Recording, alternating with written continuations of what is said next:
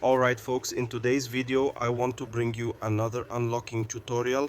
This time I'll teach you how to remove the pattern lock from your Samsung A55 if you've forgotten the password and can't remember it anymore. We're going to show you how to unlock it. In some cases you'll need to connect a USB cable to your computer, but you don't need to download any programs, files or anything else. So give it a try, find a cable that works for you and leave a comment to help others as well.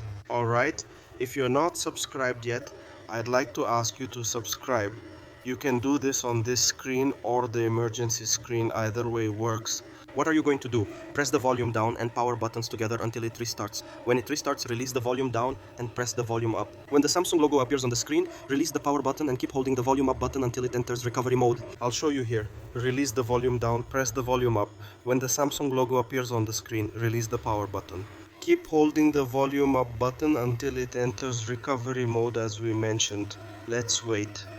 If you're not subscribed to our channel yet, take a look. It's already in recovery mode. No need to connect the cable. I want to remind you that this procedure will also work for other Samsung models.